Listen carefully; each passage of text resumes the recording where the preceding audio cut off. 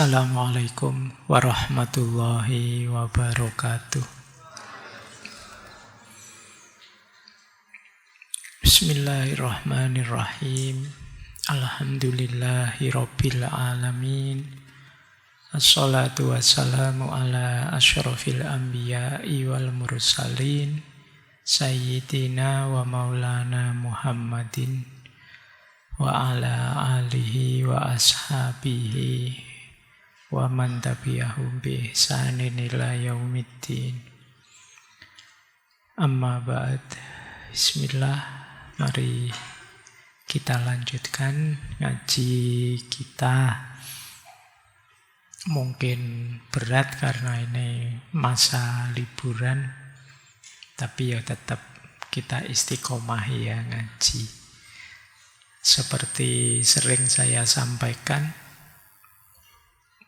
tantangannya orang melakukan kebaikan itu di awalnya syaja'ah dan di pertengahannya istiqomah dan di akhirnya ridho dan tawakal. Awalnya syaja'ah itu maksudnya keberanian untuk memulai. Banyak di antara kita yang punya rencana-rencana kebaikan, tapi sudah berapa masa lamanya ya tidak dimulai-mulai. Sudah punya ancang-ancang ingin melakukan ini, melakukan itu, tapi tidak dimulai-mulai. Setelah ini boleh ditulis ya, apa saja yang sejak dulu saya rencanakan, dan ini baik, tapi sampai sekarang belum tak jalankan. Ini penting, dan itu butuh keberanian, kata Imam Ghazali. Maka syaja'ah itu termasuk salah satu akhlak yang karimah. Kalau sudah berani memulai, di tengah-tengah tantangannya istiqomah. Biasanya kalau sudah jalan itu terus ada rasa bosan, ada rasa males, ala pak gitu-gitu aja terus-terusan. Nah, itu rasa bosan. Makanya istiqomah itu sangat diutamakan. Bahkan dalam tasawuf al-istiqomatu khairum min alfi karomah. Lebih baik daripada 1000 karomah. Jadi kalau kalian senang tasawuf karena karomah-karomahnya, kalau kalian bisa istiqomah, itu levelmu sudah lebih tinggi daripada karomah-karomah yang kalian sukai itu. Jadi ini tantangan di tengah, kayak apalah ngaji, kuliah. Mungkin kuliah itu biasanya semester-semester awal itu rajin pol. Tiap hari ngampus, tidak ada mata kuliah pun ke kampus, itu semangat-semangat deh. Tapi begitu 3, 4, 5, 6, apalagi 7, 8, 9, 10, apalagi 11, 12, 13, itu nanti kalian 13, 14 itu ke kampus itu ngeri sudah. Sudah merasa tidak punya teman lagi sudah. Nah ini istiqomah, maka penting ya teman-teman diistiqomahi, termasuk ngaji kita ini. Mungkin banyak yang, Pak, temanya kok tidak viral ya Pak. Nah, ini tidak ada urusan viral, tidak viral, pokoknya ngaji gitu aja. Jadi ini maka penting ya kita istiqomahi. Siapa tahu nanti di depan, di momen-momen hidup kita perlu ilmu-ilmu yang kita kaji. Termasuk malam hari ini. Dan pada akhirnya tantangan berat itu ada di tawakal dan ridho. Tawakal itu kalau kita sudah ikhtiar, kita pasrahkan hasilnya pada Allah. Ridho itu kita terima apapun buah dari yang kita lakukan sejak syaja'ah, istiqomah, tawakal tadi. Mungkin sesuai harapan, mungkin tidak sesuai harapan. Itu sudah di luar kuasa kita. Makanya tantangannya bisa merelakan hati, bisa ridho. Apapun ketetapannya Allah. Baik, Itu ya untuk menyemangati kita melakukan kebaikan. Sekarang kita mulai. Malam hari ini kita masih di tema Neo-Sufisme, tasawuf yang baru. Malam ini kita ketemu lagi dengan beliau. Seingat saya, kita pernah membahas beliau ini di 2 tema sebelumnya. Karena memang beliau ini luas sekali wawasan keilmuannya. Seingat saya kita mengangkat Syekh Said Nursi ini di tema ukhuwah dan tema perdamaian. Malam hari ini kita masuk ke tema baru, tema Neo-Sufisme. Yang kita kasih tema, kita kasih judul antara nur dan nalar. Baik, Badi'uz Zaman Said Nursi.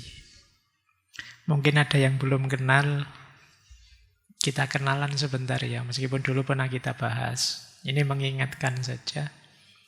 Beliau pembaharu, mutakallim, sufi, faqih dari Turki.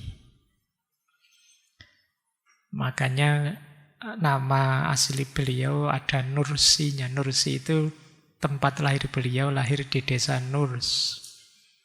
Tahun 1877 dari daerah Turki bagian timur. Beliau putra ulama, meskipun nanti belajar juga ke banyak ulama yang lain, sampai oleh gurunya Syekh Fathullah Effendi, beliau digelari Badi'uz Zaman. Badi'uz Zaman itu yang menakjubkan pada zamannya. Keajaiban zaman. Nah, itu. Ini gelar sebenarnya dari gurunya. Kenapa gurunya ngasih gelar ini? Karena cerdasnya Said Nursi ini. Ada riwayat beliau ini hafal banyak sekali, tidak hanya Al-Quran, kitab-kitab klasik. Itu beliau hafal. Kalau kita kan baca saja jungkir balik. Tapi beliau ini hafal. Bahkan beliau disebut keahliannya banyak sekali. Puluhan bidang ilmu beliau paham. Ya ilmu agama juga ilmu umum. Saya lupa baca di mana ada yang bilang beliau menguasai 90 bidang keilmuan. Ngitungnya susah itu. Menghafalkan bidang keilmuannya saja mungkin kita sulit. Beliau menguasainya. Jadi ya fikih, ya tafsir, ya kalam, ya filsafat, ya macam-macam dia kuasai semua. Ini menggambarkan betapa cerdasnya beliau. Nanti usia belasan beliau sudah mulai menulis kitab. Tahun 1907 mulai populer. Kemudian beliau pergi ke Istanbul menggagas pembaharuan, termasuk pembaharuan bidang pendidikan, menentang sekularisme. Jadi beliau ini hidup di era transisi dari khilafah Utsmaniyah menuju Turki modern. Nah, ada banyak perdebatan era itu tentang bentuk negara. Beliau termasuk yang mengkritik sekularisme yang ekstrim. Sekularisme ekstrim itu yang digagas oleh Mustafa Kemal dan kawan-kawan yang meminggirkan agama. Bukan berarti terus mendirikan negara agama yang ketat, tidak. Itu sebenarnya beliau tidak setuju kalau sekuler yang sangat ekstrim, yang agama bahkan disingkirkan sama sekali dari ruang publik. Nah, teman-teman boleh baca ya proses sekularisasi yang dilakukan di Turki. Banyak perdebatan-perdebatan. Nanti ada terkenal sekali khutbah Syamiyah dari beliau yang isinya menyerukan kebangkitan Islam. berdasarkan ilmu dan akhlak. Beliau pernah juga perang. Jadi beliau pernah ikut perang dunia pertama melawan Rusia. Tertangkap jadi tawanan, di penjara, dibuang ke Siberia. Tapi terus bisa lolos, kembali lagi ke Istanbul. Jadi pahlawan sekarang. Kemudian ketika Turki merdeka, beliau juga masih kritis. Harusnya pahlawan kan tinggal menikmati jabatan. Tapi beliau tidak mau diberi jabatan, tapi kembali mengkritisi sekularisme yang dilakukan Mustafa Kemal Atatürk. Nah, di fase setelah Turki merdeka ini mulai diawali orang menyebutnya Said al-Jadid. Said al-Jadid itu ya Syekh Said Nursi versi baru, sekarang lebih spiritual. Ya, boleh kalian ngambil inspirasi dari sini ya. Kapan kalian ingin jadi dirimu yang baru? Nah, mungkin kalau beliau lebih spiritual, mungkin kalian memulai yang lebih intelektual, apa yang lebih religius, apa yang lebih itu. Nah, ini yang dilakukan oleh Syekh Said Nursi. Karena kritisnya beliau, akhirnya beliau beberapa kali keluar masuk penjara. Termasuk nanti karya besar beliau yang terkenal sekali, Risalah An-Nur, itu juga ditulis saat beliau di penjara. Ditulis dengan tangan, kemudian disebarkan kemana-mana bawah tanah. Ya, karena beliau dianggap musuhnya negara. Nah, pada akhirnya nanti tahun 50-60 Partai Demokrat menang. Demokrat Turki ya, bukan Demokrat di Indonesia. Partai Demokratnya Turki menang, tekanan pada umat Islam mulai agak ringan. Jadi mulai tidak keras lagi. Nah, akhirnya berkembanglah pikiran-pikirannya Syekh Said Nursi dalam Risalah An-Nur itu muncul gerakan baru. Namanya gerakan Nur Juluk. Nur Juluk itu gerakan nur, gerakan cahaya kalau letter luck-nya ya. Menyebar kemana-mana ke berbagai wilayah di Turki. Beliau jadi ulama besar, dihargai di mana-mana sampai nanti meninggal tahun 60. Tanggal 23 Maret. Dimakamkan di Urfa, Turki. Meskipun nanti kemudian beliau, jenazah beliau dibongkar sama pemerintah, jenazahnya diambil, disembunyikan. Karena khawatir disiarai berlebihan, dikultuskan, atau khawatir memicu gerakan yang mengancam pemerintah. Nah, itu kisahnya beliau ya. Cuma ini dulu sudah pernah kita uraikan, siapa tahu lupa, dan kelihatannya memang lupa teman-teman. Saya ingatkan.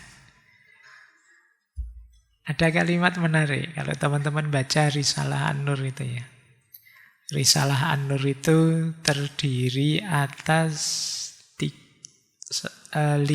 bagian. Yang pertama kalimat, yang kedua maktubat, yang ketiga lamaat, yang keempat syu'aat. Kenapa sih judulnya Risalah Nur? Itu beliau panjang menguraikannya.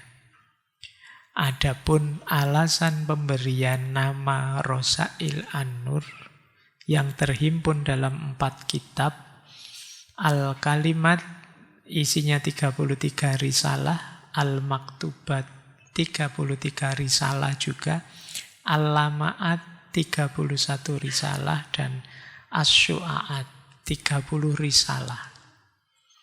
Mengapa istilahnya Risalah Nur? Kata beliau menunjukkan bahwa kata Nur selalu ada dalam hidup saya. Bisa juga dengan alasan lain, karena desaku namanya Nurs. Makanya beliau Said Nursi. Ibuku namanya Nuriyeh. Ada nurnya. Guru Torekot, guru Naksabandiyahku Sayyid Nur Muhammad. Salah satu guru Qadiriyahku namanya Syekh Nuruddin. Guruku dalam baca Al-Quran namanya Nuri. Sebagian besar murid-muridku memakai kata Nur dalam nama mereka. Nah, saya tidak tahu yang ikut ngaji malam hari ini yang namanya ada Nurnya berapa. Nanti kapan-kapan dihitung ya. Kita biar jadi jamaah Nur, jamaah cahaya. Nah, sedangkan uraian yang terdapat dalam buku-bukuku juga banyak membahas tentang cahaya yang telah menolongku untuk berhubungan dengan kebenaran bertuhan. Istilahnya juga nur. Bahkan orang yang menyadarkanku tentang pentingnya Al-Quran dan paling berjasa dalam hidupku bernama Syekh Utsman Dzunurain. Ada nurnya juga, semoga Allah meridhoinya. Ini alasannya kenapa disebut Risalah An-Nur. Ini bisa dicari di Asy-Syu'aat jilid 4. Baik, kita buka kitab itu ya. Malam hari ini kita banyak belajar dari Al-Maktubat. Tema neosufisme itu banyak diambil dari bab akhir, bab ke-29 dari Al-Maktubat. Nanti silakan teman-teman yang nyari kitab ini atau beli terjemahannya boleh cari Al-Maktubat. Di bagian-bagian akhir banyak wawasan yang berhubungan dengan tema kita malam hari ini, neosufisme. Yuk, bismillah kita mulai ya. Kita mulai buka kitab Rosail An-Nur. Saya awali kalau di filsafat diawali epistemologinya dulu. Cara berpikir beliau dulu. Jadi nur dan nalar itu yang jadi tema ngaji kita malam hari ini. Ini hubungannya dengan cara berpikirnya sebenarnya. Nalar itu alat, instrumen yang ada dalam diri kita. Kalau nur itu cahaya yang dilimpahkan oleh Allah ke dalam hati kita. Nalar, alat utamanya akal. Fungsinya membaca tanda-tanda atau ayat-ayat Allah di alam semesta. Nur itu cahayanya Allah. Dia yang menerangi akal, menerangi hati kita. Nalar perlu nur. Nalar saja tanpa nur, ya berarti pikiran kita sedang gelap. Kalau pikiran kita gelap, tidak bisa membaca keluar dengan jernih. Ya. Nur juga memerlukan nalar, memerlukan akal. Batin kita jernih, tapi kalau kita tidak membaca juga tidak ada gunanya. Kalau diibaratkan orang baca ya, kalau kita baca buku, itu kalau tidak ada nur, tidak ada cahaya, kita tidak bisa baca. Ada cahayanya sehingga bukunya kelihatan, tapi kita tidak mengoperasikan pikiran kita untuk baca, ayo tidak jadi membaca. Jadi dua-duanya penting. Jernihnya hati dan tajamnya pikiran itu dua alat yang harus ada saat kita membaca. Itulah kombinasi antara nur dan nalar. Jernihnya hati itu penting untuk kita membaca secara jelas. Tajamnya nalar itu penting untuk kita membaca dengan tepat. Tanpa ada nur, ya mana bisa kita membaca dengan tepat. Tanpa ada nalar, mana bisa kita membunyikan bacaan. Jadi nur dan nalar itu dua aspek. Nalar bisa mengantarkan pada keimanan. Tapi iman yang sejati memerlukan nur. Banyak orang nalarnya jalan. Paham ini benar, ini salah. Tapi dia tahu ini benar, banyak orang yang tidak mengambil yang benar itu. Enggan menyadarinya, enggan mengambilnya. Kenapa? Belum memperoleh nur. Kita sering menyebutnya belum dapat hidayah. Jadi petunjuk dari Tuhan. Petunjuk dari Tuhan itu bentuknya cahaya. Kita paham sih kalau itu baik, tapi kok saya tidak tergerak ke situ ya. Kayak tadi di awal saya bilang saja'ah tadi loh. Tahu itu harus dijalankan, tapi kok saya tidak jalan. Kemungkinan belum dapat nur. Belum dapat tuntunan langsung cahaya dari Allah. Maka nur dan nalar ini kombinasi. Itulah kenapa nanti beliau mengkonsep tasawuf itu ya mengkombinasikan dua ini, tidak boleh salah satu. Banyak sufi yang hanya fokus pada nurnya saja. Sementara banyak ilmuwan fokus pada nalar saja. Padahal dua-duanya penting, ya nur ya nalar. Kadang-kadang ada orang pinter sekali, tapi tidak mencerahkan. Kerjaannya bikin masalah terus, bikin ruwet terus. Kalau dia ngomong terus muncul problem nasional misalnya. Begitu dia mengucapkan sesuatu, galau se-Indonesia, bingung se-Indonesia. Ini pinter orang ini, pikiran-pikirannya luar biasa, tapi tidak mencerahkan. Mungkin kalau pakai formula ini ya, nalarnya canggih, tapi nurnya kurang. Kebalikannya juga begitu. Ada orang fokus kebaikan saja, fokus kecerahan saja, tapi nalarnya tidak jalan. Akhirnya nanti muncul seperti tulisannya Imam Ghazali, orang-orang yang tertipu. Jadi, kenapa? Karena dia tidak membaca, bacaannya tidak tepat. Ini nanti diantara yang dikritik oleh Syekh Nursium. Banyak antara lain konsep-konsep tasawuf yang menyesatkan. Secara nur luar biasa, tapi tidak masuk akal, tidak nyambung dengan syariat, kemanfaatannya malah membingungkan dan lain sebagainya. Itulah pentingnya kombinasi nur dan nalar. Kita lanjutkan.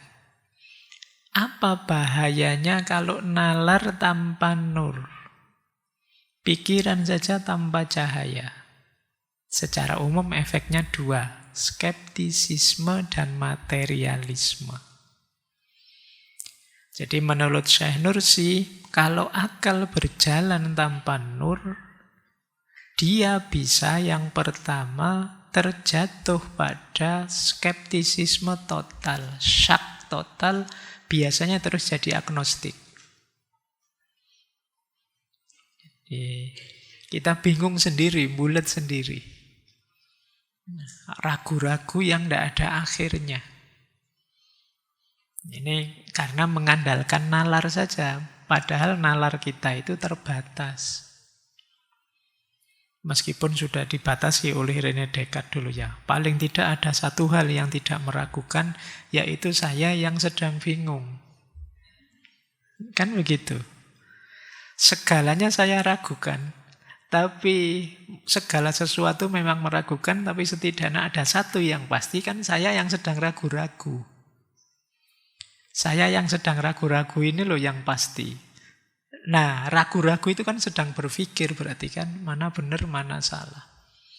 Dari situ terus kan dia bilang, berarti aku ini memang ada. Buktinya apa? Ada yang berpikir. Jadi, apa benar kamu berpikir? Lo tadi kan meragu-ragukan sesuatu. Jadi berarti adaku itu pasti sudah tidak bisa diragukan lagi. Buktinya, ada buktinya yang berpikir tadi. Nah, cuma seperti Imam Ghazali fase awal itu isinya apa saja diskeptiskan. Ya memang bertanya, meragukan itu awalnya pengetahuan. Tapi kalau skeptis ekstrim, segalanya dipertanyakan, jatuhnya seperti yang menggelisahkan kalian hari ini. Sering overthinking, bingung karepe dhewe. Mikir-mikir sendiri, bingung-bingung sendiri, stres-stres sendiri, semua orang diamuk. Kan banyak yang begitu. Tidak ada yang mancing ke sana, dia mikir-mikir dewe, terus bingung-bingung dewe. Kok begini ya, rasanya salah terus. Dia stres karepe dewe. Nah itu ketika terlalu mengandalkan nalar, lupa dengan nur. Itu efek pertama. Efek kedua, terjebak dengan penjelasan yang materialistik tentang segala sesuatu termasuk alam.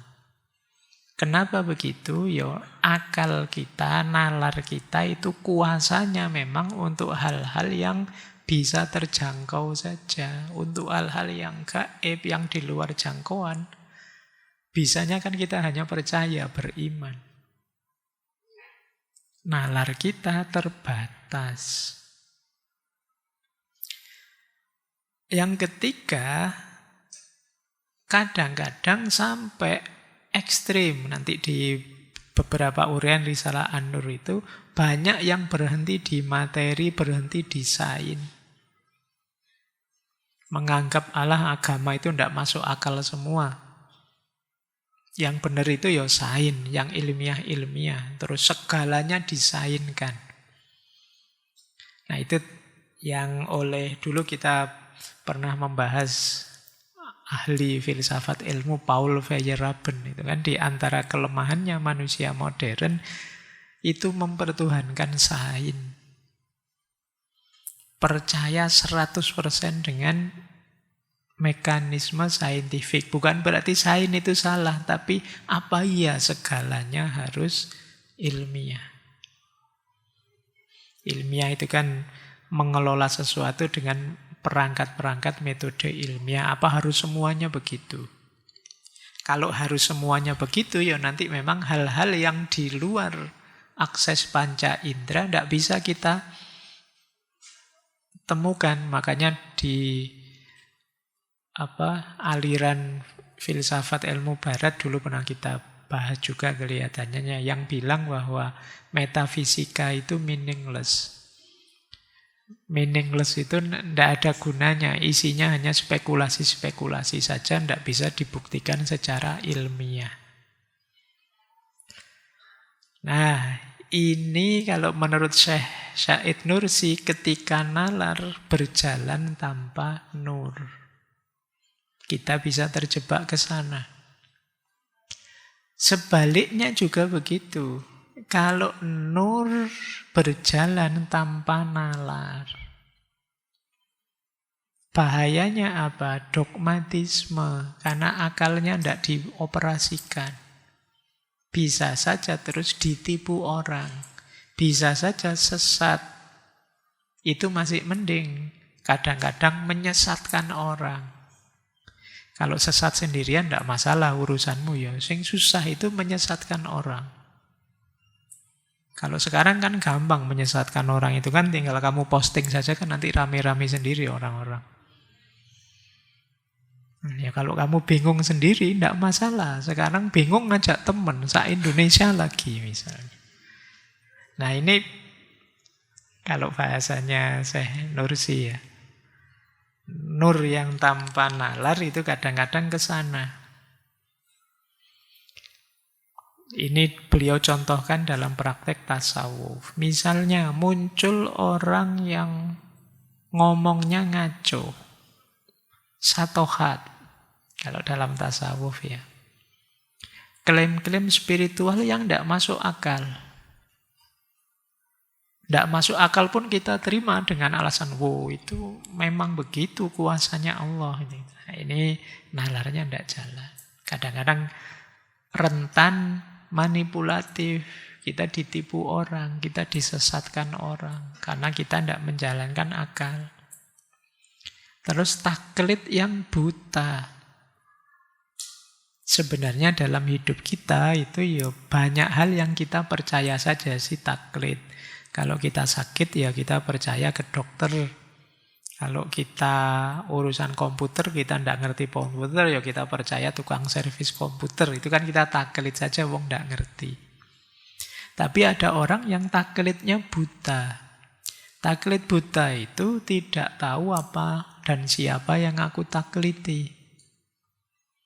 Kalau saya tidak ngerti fikih, kemudian ikut patuh pada ulama fikih, ini masuk akal. Tapi kadang-kadang orang yang nalarnya tidak dipakai, itu urusan fikih nanti taklidnya sama sopo gitu, dokter apa sama pedagang, bisnismen atau sama apa gitu. Ini taklid buta namanya. Dan tidak tahu yang ditakliti itu apa. Nah, ini terjadi ketika nalar tidak dipakai. Orang baik yang tidak mau mikir. Ya efeknya dimanipulasi, banyak ditipu. Termasuk kalau dalam tasawuf kadang-kadang dengan khurafat-khurafat, pengalaman-pengalaman mistik yang sesat, dan lain sebagainya. Kan banyak itu cerita-cerita orang merasa dapat wahyu dari Allah, dapat ilham, terus mendirikan kelompok ini, kelompok itu. Merasa dirinya jadi nabi.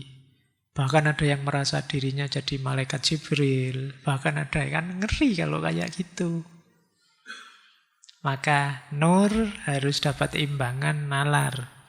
Nalar tidak boleh liar, dia juga harus terkendali oleh nur.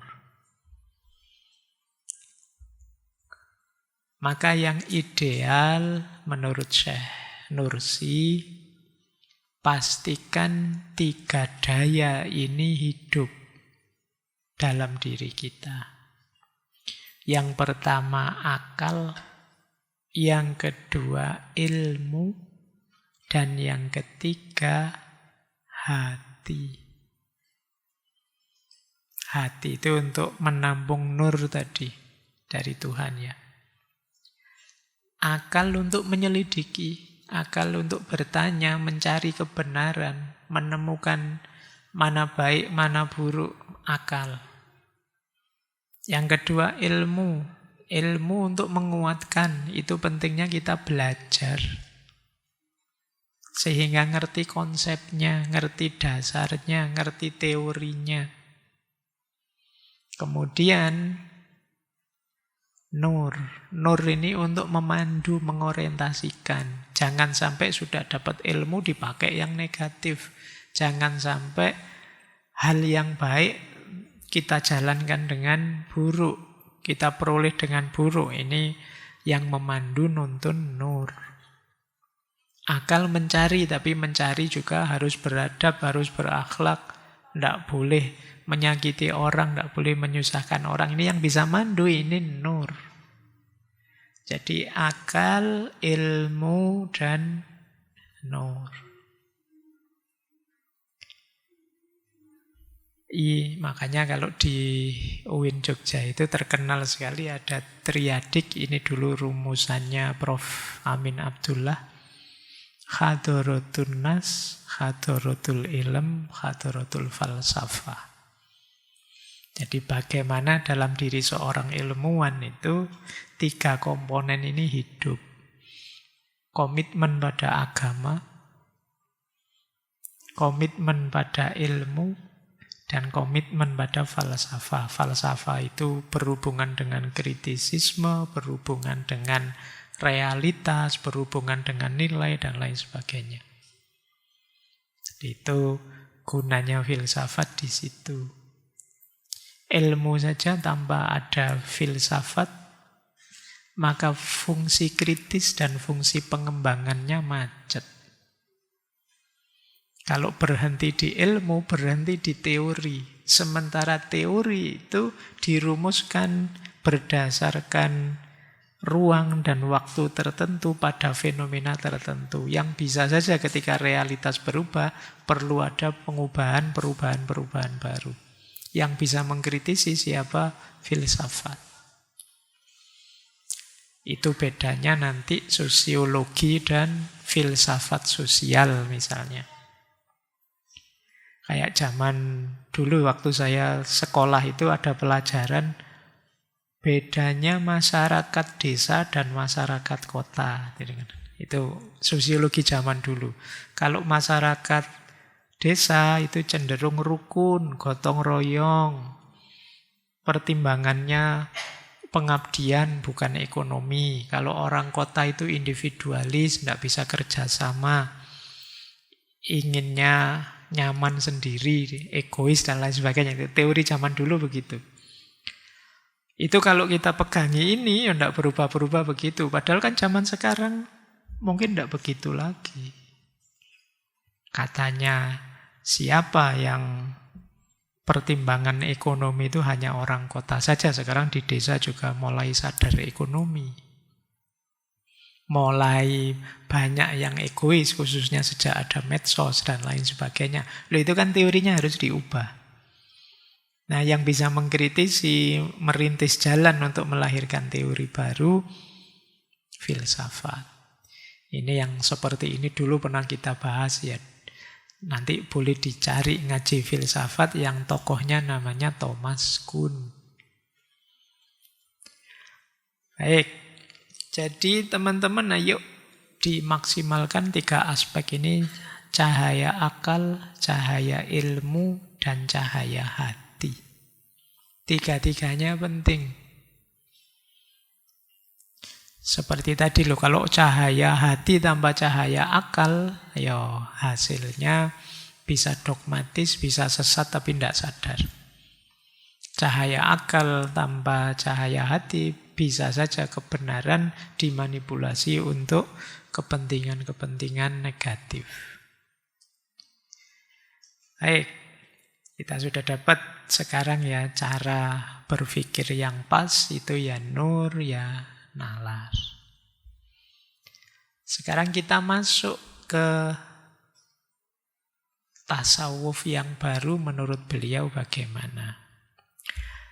Ini saya ambil 9 catatan dari beliau tentang tasawuf dan torekot. Seperti saya bilang tadi ya, 9 catatan ini adanya di Risalah An-Nur bagian 29 kalau tidak salah. Ini Risalah An-Nur itu formatnya tanya jawab sebenarnya. Makanya di sini ada 9 catatan.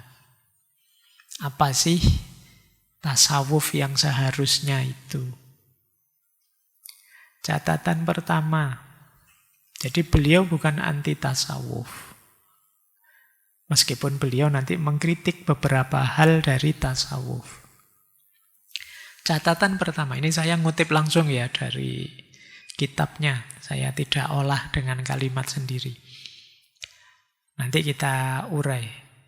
Tujuan dari tasawuf, torekot, kewalian, dan suluk adalah mengenali dan meraih hakikat keimanan dan Al-Quran melalui perjalanan ruhani dalam naungan Mi'raj Muhammad lewat langkah-langkah hati untuk sampai pada satu keadaan dan perasaan yang menyerupai syuhud atau penyaksian.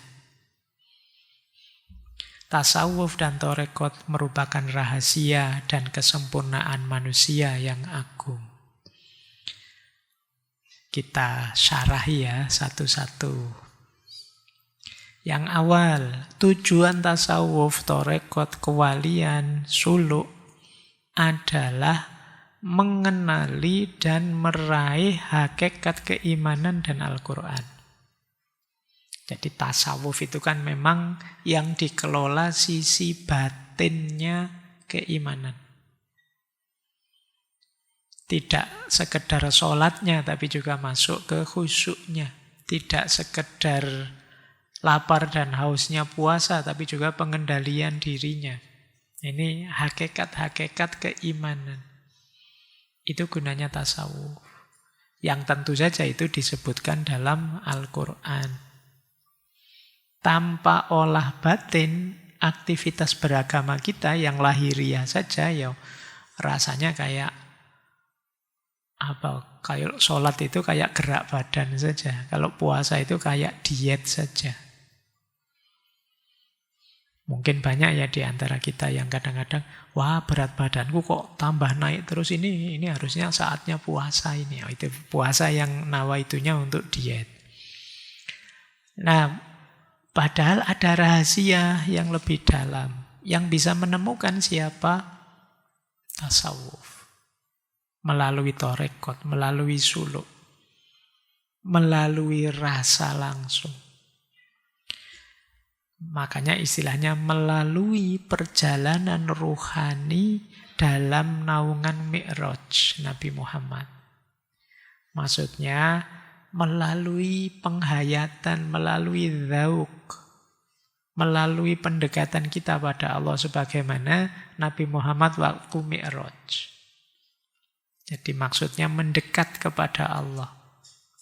Lewat langkah-langkah hati untuk sampai pada satu keadaan dan perasaan. Ini makomat dan ahwal.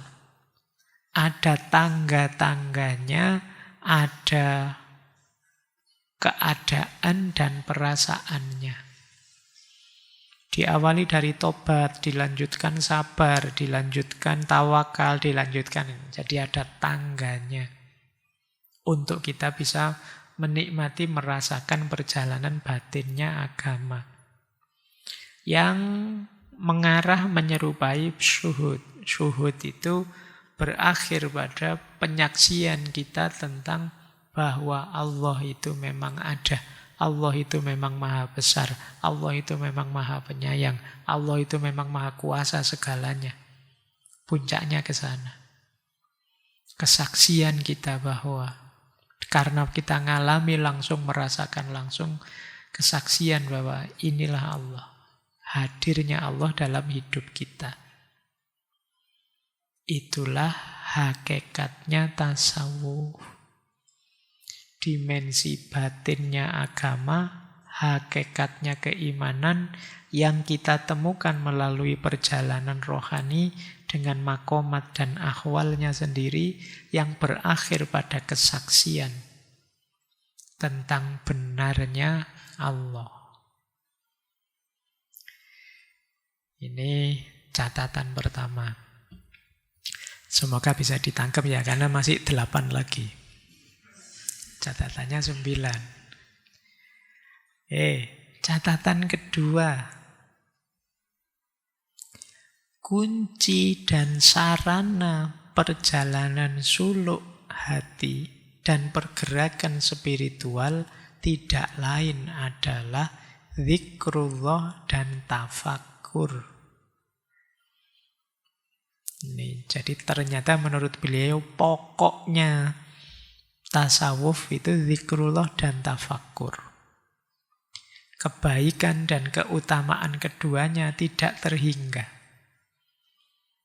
Terus beliau menjelaskan, kalau kita kesampingkan manfaat ukhrawi dari zikir dan tafakkur, serta buah dari keduanya dalam mengantarkan manusia menuju kesempurnaan, lalu kita memfokuskan perhatian pada salah satu manfaat dari sekian banyak manfaat keduanya yang bisa diraih manusia di kehidupan dunia ini, maka kita akan melihat bahwa semua manusia pasti mencari pelipur lara dan kesenangan yang dapat menghibur hati dan meringankan beban hidupnya walau sedikit.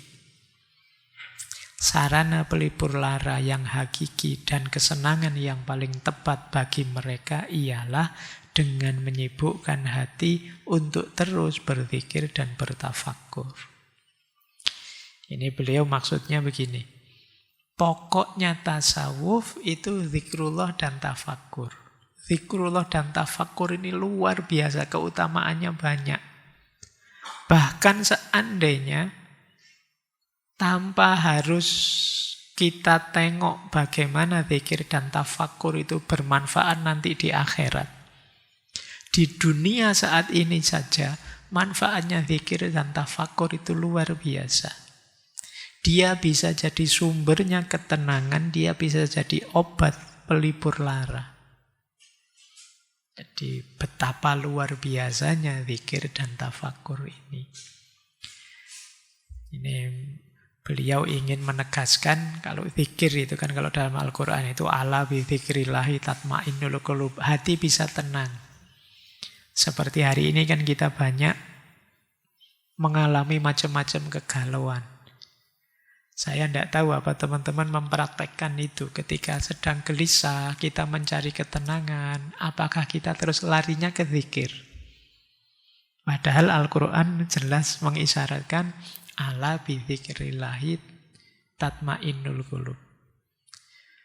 Teman-teman mungkin nyari hiburannya sudah tidak zaman lagi ya, mungkin sekarang nyari hiburannya biar tenang itu ya saya biasanya nyekrol TikTok Pak, YouTube Pak, mungkin sekarang begitu. Padahal kadang-kadang teman-teman buka medsos itu tambah sumpek hasilnya. Apalagi terus baca komentarnya orang-orang yang tidak karu-karuan itu, wah tambah stres. Al-Quran ngasih petunjuk zikir. Terus tafakur. Tafakur itu mendayagunakan nalar tadi untuk menemukan hakikat.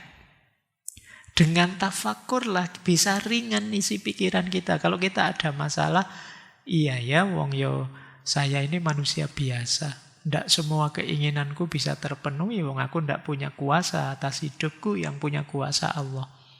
Lah kok ngapain aku segalau itu sekarang? Kenapa aku tuh sesetres itu ketika ada masalah? Nah, ini hasilnya tafakur. Ya wajar saja hidup ini kadang naik, kadang turun. Kadang sukses, kadang gagal. Wong masih manusia. Nah, jadi wong ini bukan game. Kalau game sih gagal di restart terus. Nah, jadi bisa diulang-ulang. Tapi ini enggak, dan naik turun itu biasa kok. Ini buahnya tafakur. Zikir dan tafakur kita sukses, hidup kita akan jauh lebih tenang. Jadi maunya Syekh Nursi ini tidak harus jauh-jauh. Kalau banyak zikir nanti kita masuk surga, kita dekat dengan Allah. Seandainya manfaat ini tidak kita lihat dulu pun, dengan zikir dan tafakur kita bisa tenang, mendapatkan banyak pelipur lara. Inilah diantara manfaatnya tasawuf. Makanya orang yang menempuh jalan kesufian, suluk itu kalau memang sungguh-sungguh itu biasanya hidupnya lebih tenang, lebih stabil. Tidak gampang goncang dan goyah. Ini yang kedua. Jadi kuncinya tasawuf, zikrullah dan tafakur. Syekh Nursi juga punya pandangan, kita masuk ke jalur tasawuf itu tidak harus kemudian masuk ke torekot.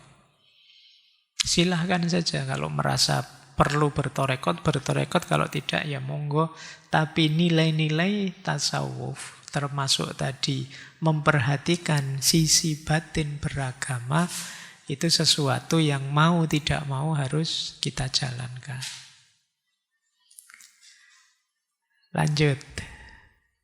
Catatan ketiga. Ini kunci-kuncinya tasawuf.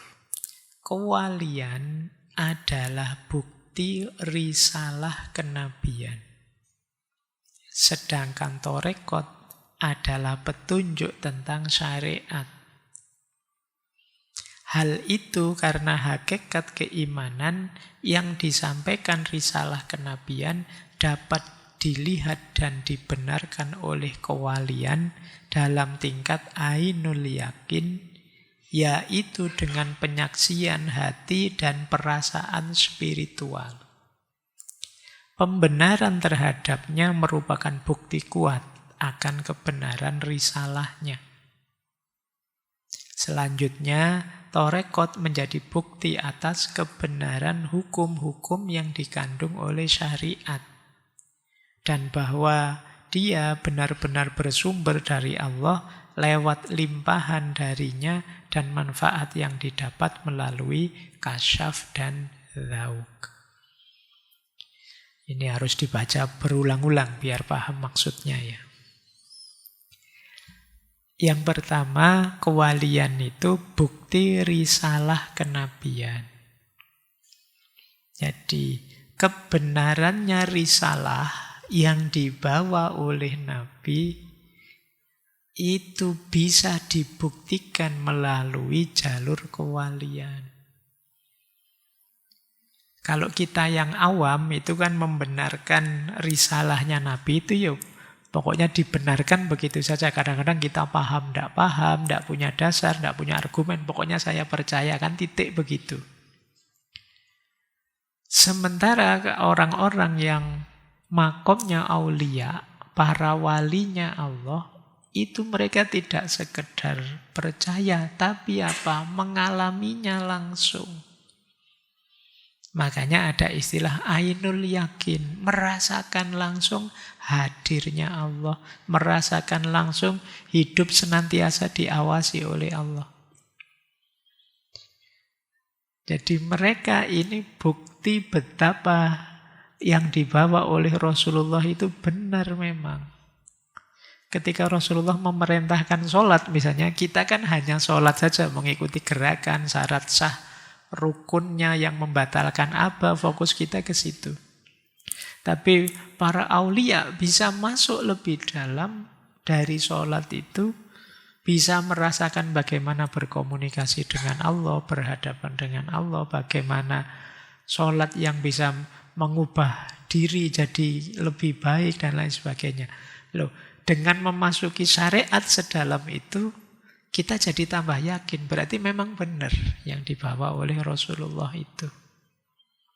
Kalau kita mungkin yang orang biasa, membuktikannya hanya separuh, setengah. Karena kita tidak sedalam itu.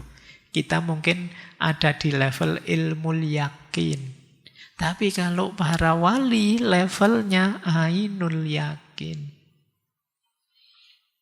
Mereka ngalami langsung.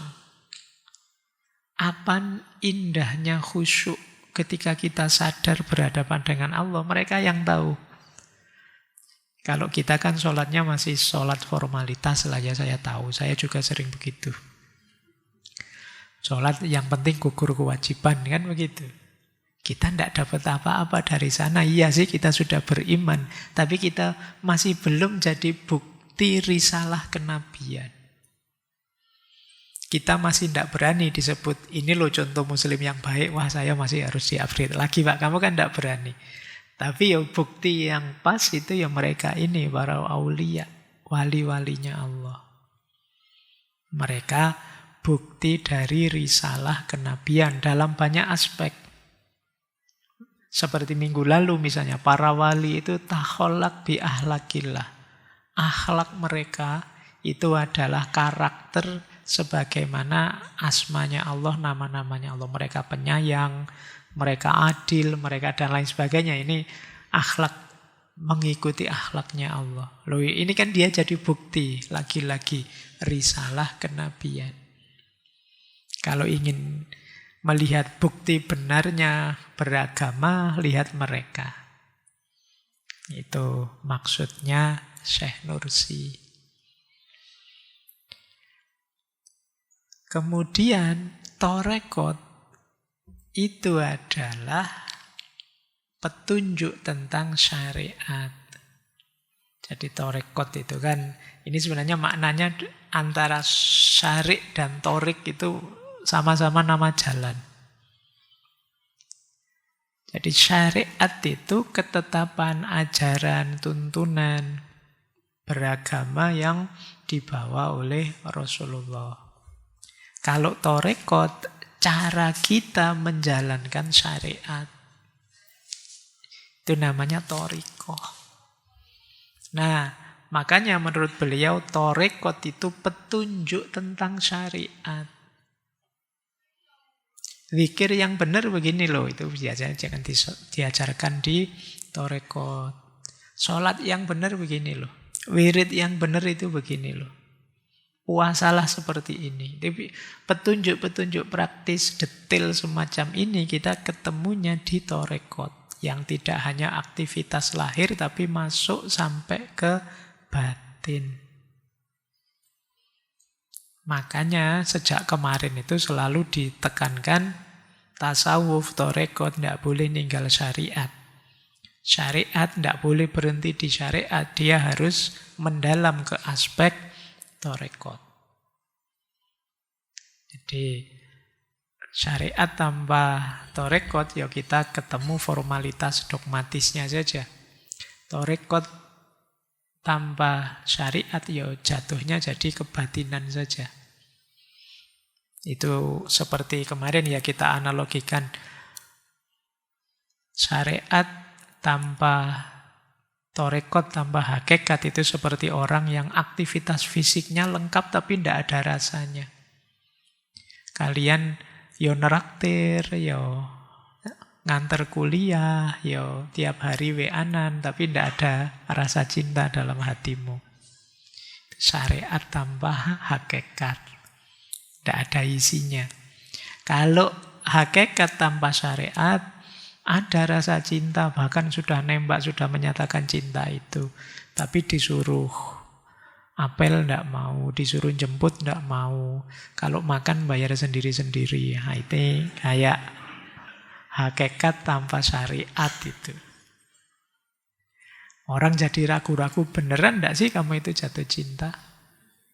Sama kayak orang, saya sudah tidak perlu sholat lagi, yang penting hati saya itu nyambung terus sama Allah.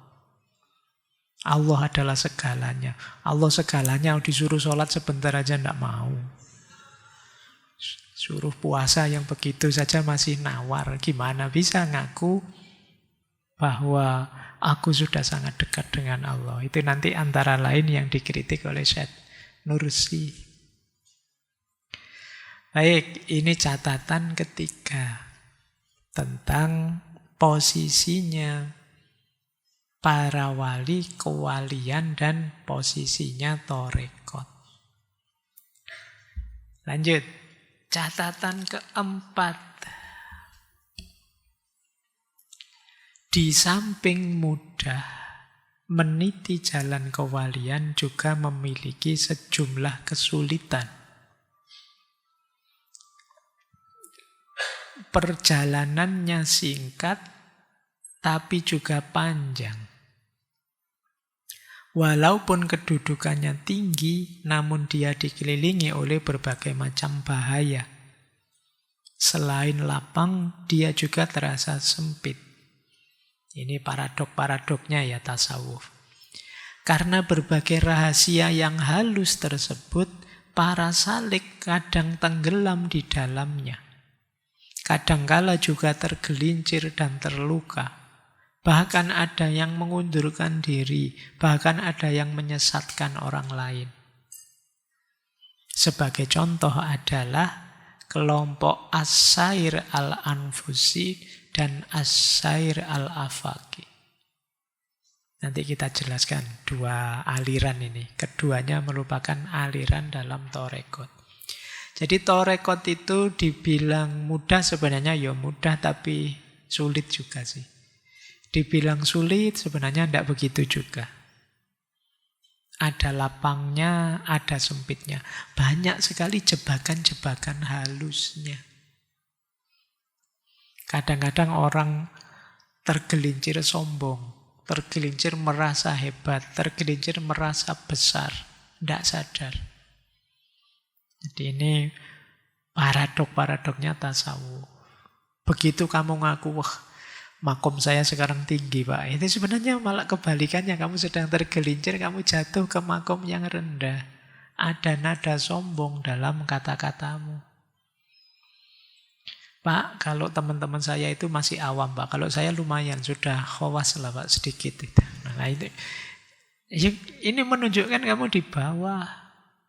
Pak, saya sudah tidak seperti orang-orang Pak. Saya sudah tercerahkan Pak. Orang-orang masih bergumul di level bawah. Saya sudah tinggi Pak. Ini sebenarnya kamu tidak sadar, menunjukkan kamu lebih bawah dari mereka.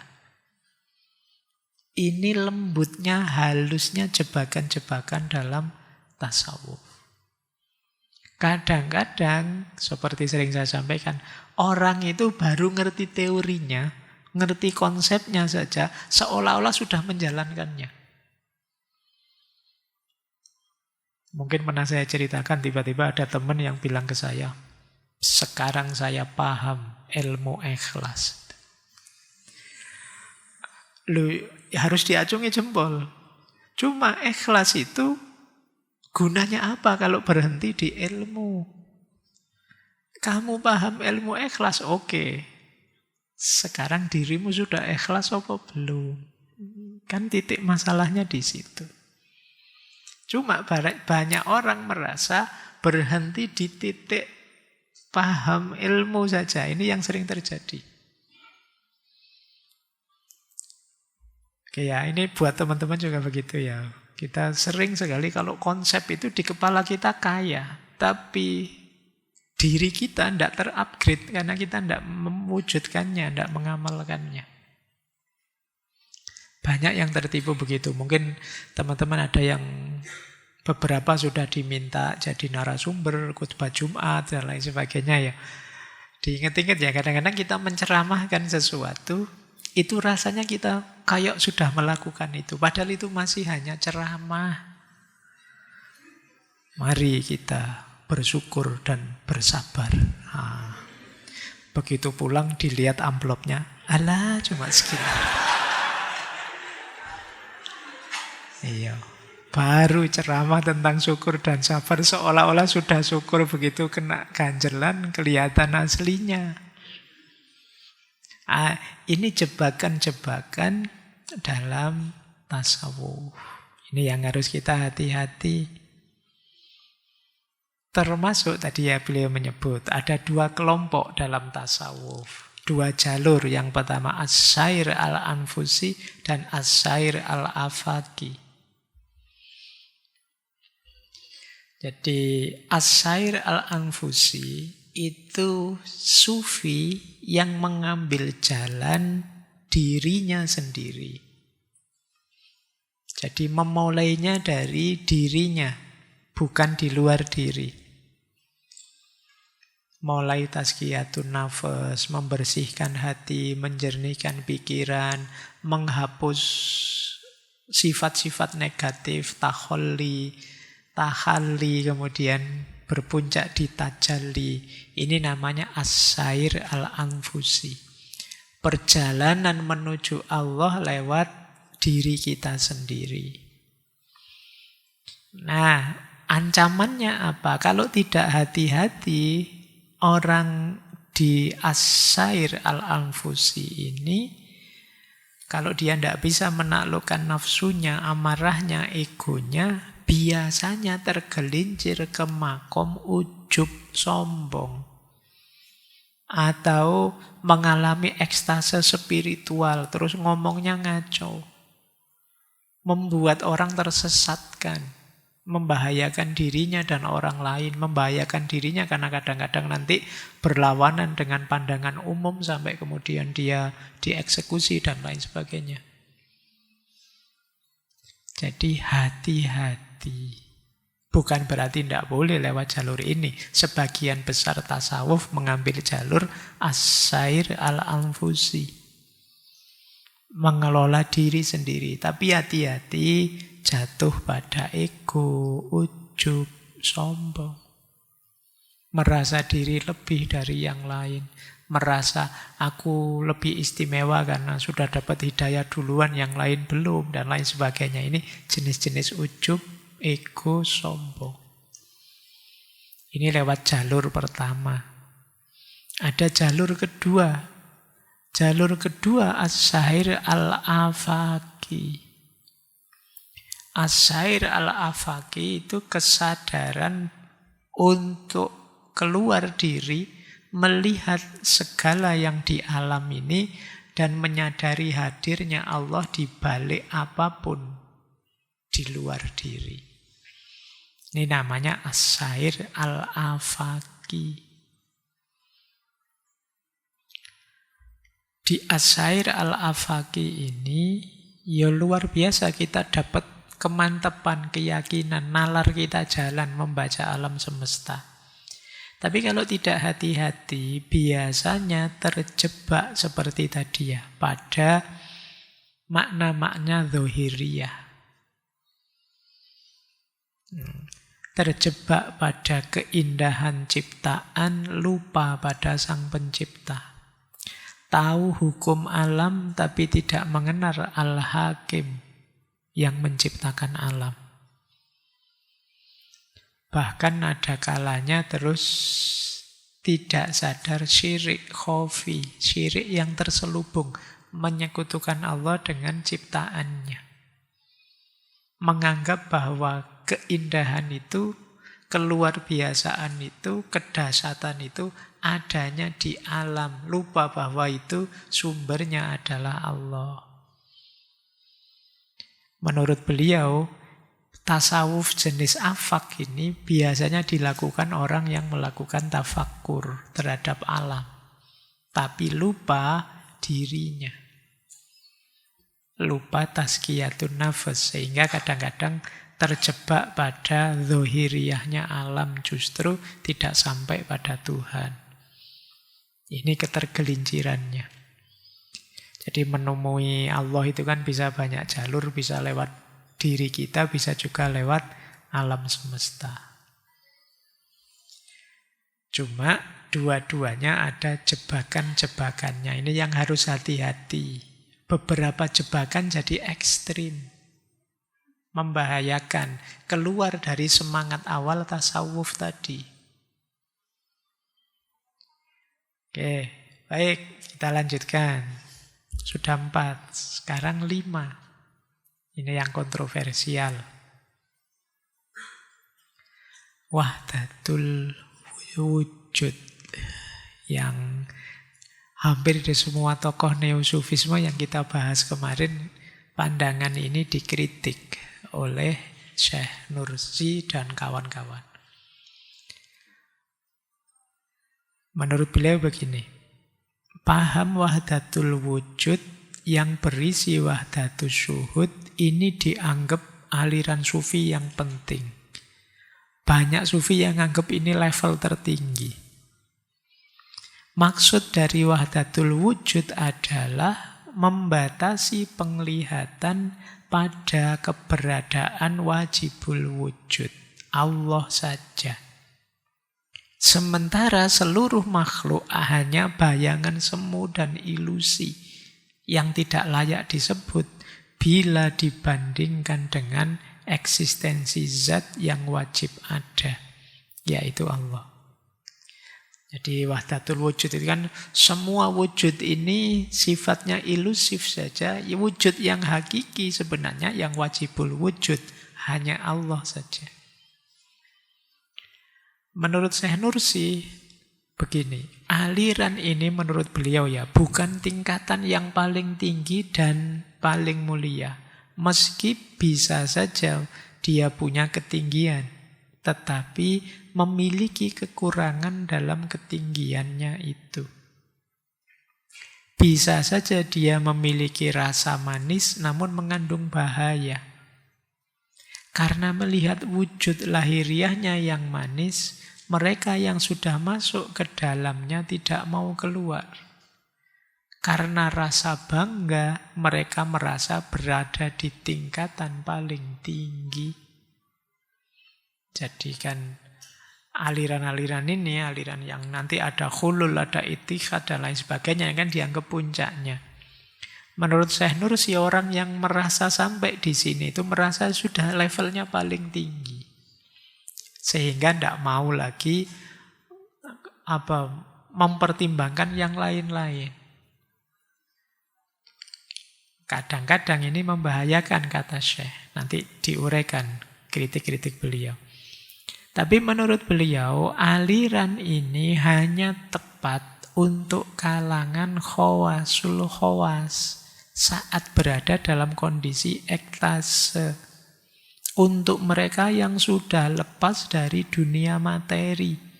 Dan untuk mereka yang telah memutuskan hubungan dengan segala sesuatu selain Allah. Itulah kenapa kalau teman-teman baca cerita-cerita tasawuf itu untuk materi-materi level tinggi, mursyid tidak menyampaikan secara umum seperti pengajian seperti ini. Kenapa? Takutnya orangnya belum level, belum makom, tidak nyampe. Nanti disalahpahami. Itu kan ada cerita dulu misalnya ketika Sunan Bonang mengajari Sunan Kalijogo terus ke tengah sungai, ke tengah laut biar nggak kedengaran orang, pokoknya nyepi. Kenapa? Ini sebenarnya simbolisme bahwa ini materi ini tidak bisa didengarkan sembarangan orang. Kalau didengarkan, bukan berarti ini materi sakral yang gimana, cuma perlu level tertentu untuk memahaminya. Bukan kok, Pak kan kasihan Pak, orang biasa-biasa itu tidak dapat materi-materi kelas tinggi, kan ada yang alasannya begitu. Ini bukan urusan kasihan tidak kasihan, tapi belum levelnya. Ya kalau dianalogikan, anak TK misalnya kan beda materinya dengan anak perguruan tinggi. Kalau dipaksakan juga, ya khawatirnya disalahpahami. Saya kapan itu membaca, saya tidak tahu validnya gimana ya, tentang Syekh Siti Jenar, yang banyak murid-muridnya salah paham. Misalnya tentang mati sakjroning urip. Itu kan seperti minggu lalu, mati sakjroning urip itu mematikan hawa nafsu sehingga hidup fokus pada Allah saja, tidak disibukkan oleh hal duniawi. Tapi orang-orang yang levelnya belum nyampe dianggapnya berarti dalam hidup ini mati itu lebih utama daripada hidup. Sampai kemudian ada yang melakukan aktivitas-aktivitas yang menantang maut. Sampai ada yang begal, ada yang ditangkap, dipukuli wong kampung, tidak apa-apa mati. Itu kan memang lebih utama. Ini terus bisa jadi kesalahpahaman karena belum levelnya.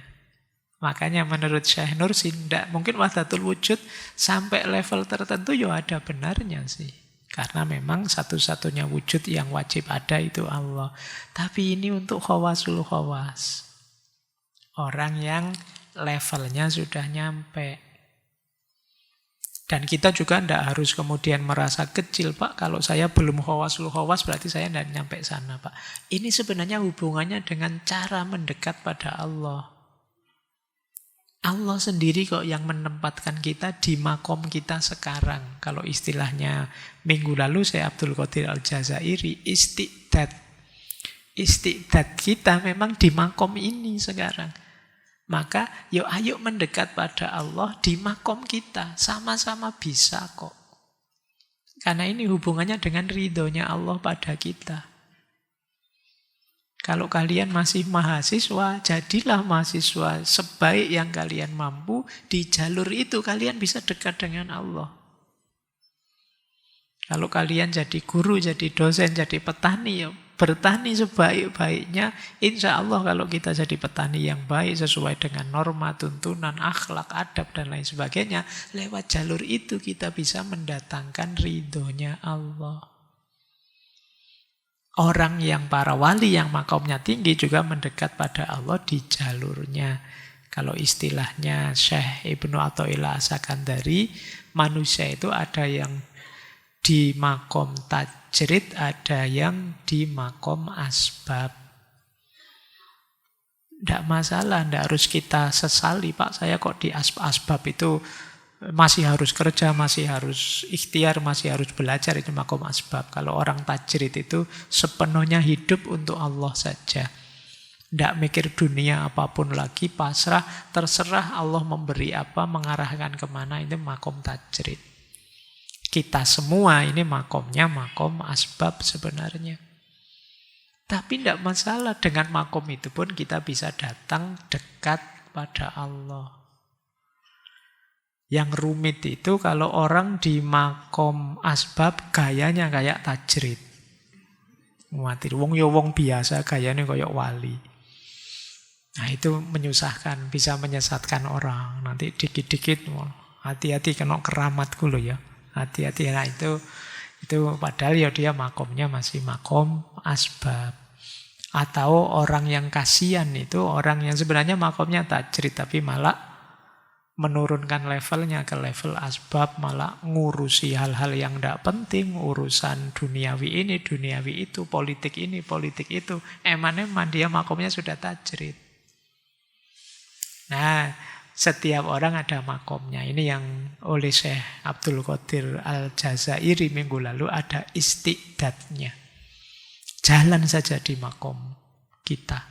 Insya Allah kalau kita memang jalannya benar, baik, akan mendapat ridhonya Allah. Ridho Allah ini kan yang kita semua mencarinya. Apakah lewat jalur asbab atau lewat jalur tajrid. Nah, menurut Syekh Nursi, ini beberapa ya, ini detailnya kritik beliau terhadap wahdatul wujud. Konsep wahdatul wujud itu sering membuat orang salah paham sehingga mengaburkan batas antara kholik dan makhluk. Orang yang tidak dalam bisa terjatuh namanya panteisme. Panteisme itu menganggap segala sesuatu Tuhan. Kan sering kita bilang, kita ini cerminan Tuhan, kita ini tajalinya Tuhan, dan lain sebagainya. Itu kalau tanpa pemahaman yang pas, akan membuat kita terjatuh pada panteistik. Nah, ini makanya perlu level tertentu, penjelasan tertentu yang pas. Nanti jangan-jangan terus, nyembah pohon, nyembah sungai, nyembah apa, karena dianggap di baliknya ada Tuhan. Bisa jadi ke sana.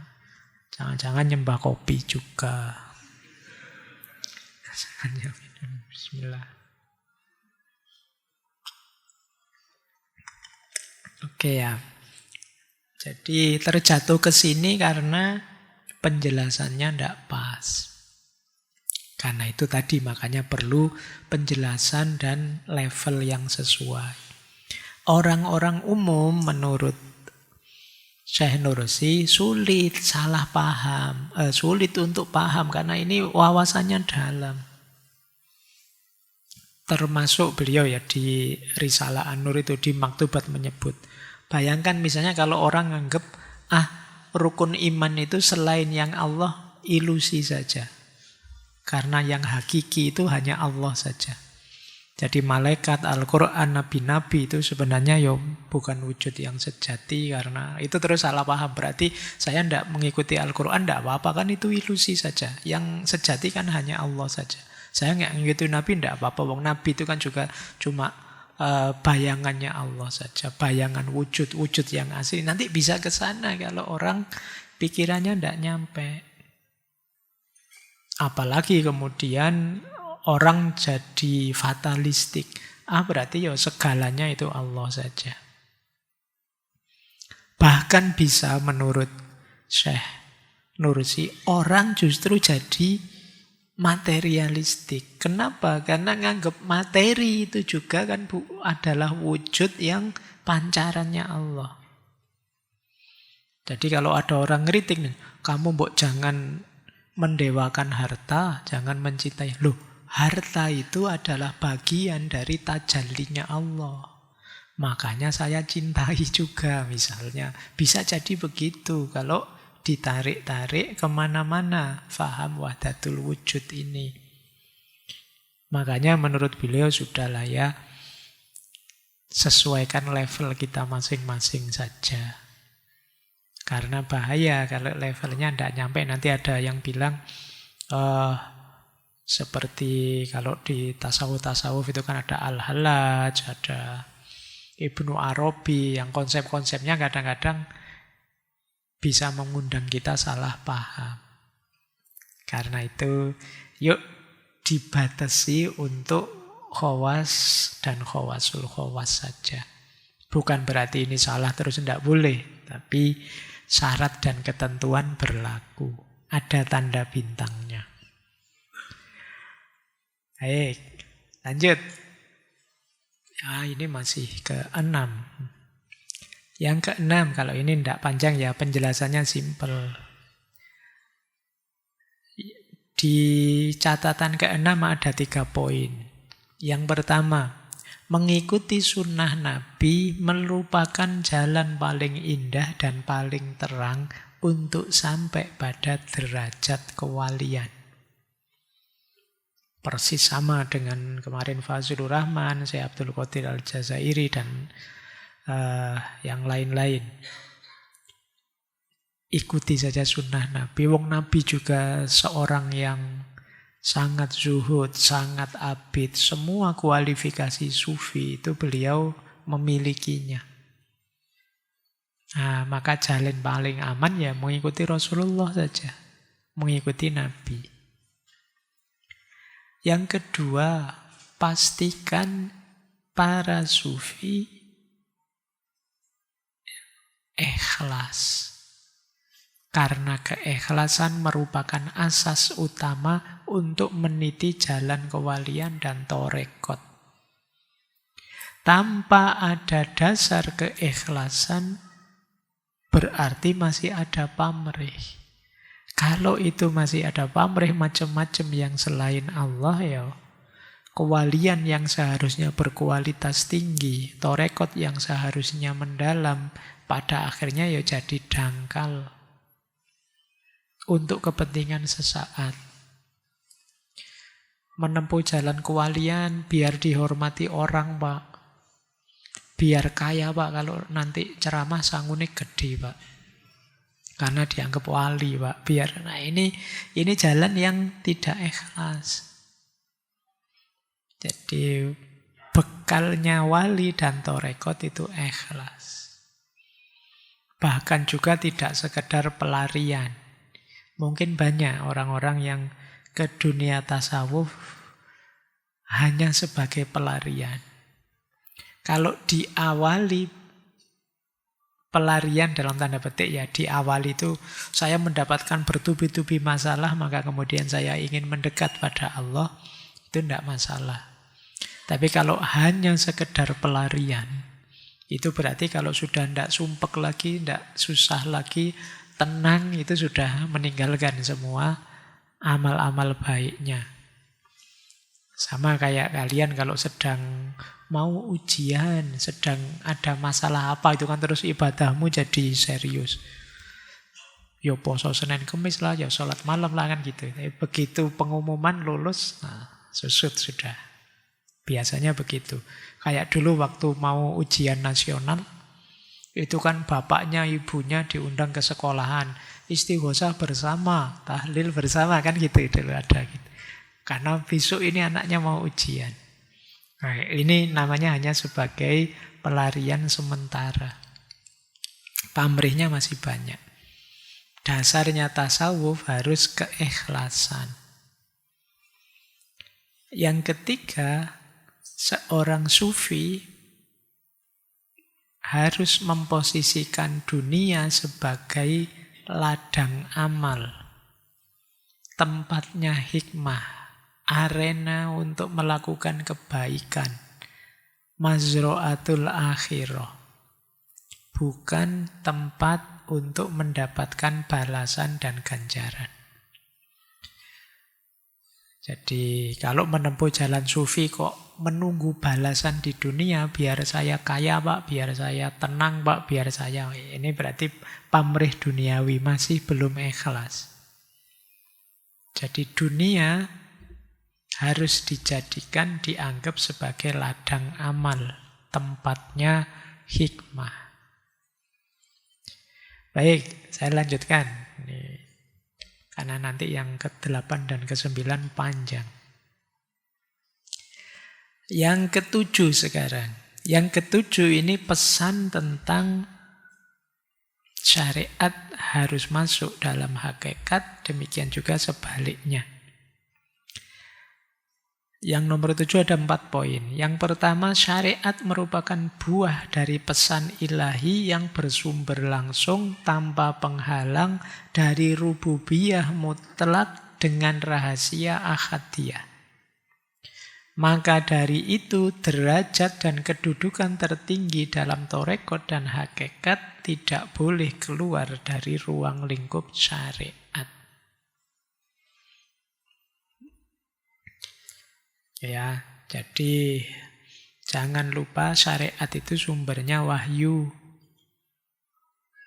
Wahyu itu pesan dari Allah langsung kepada kekasihnya, nabinya.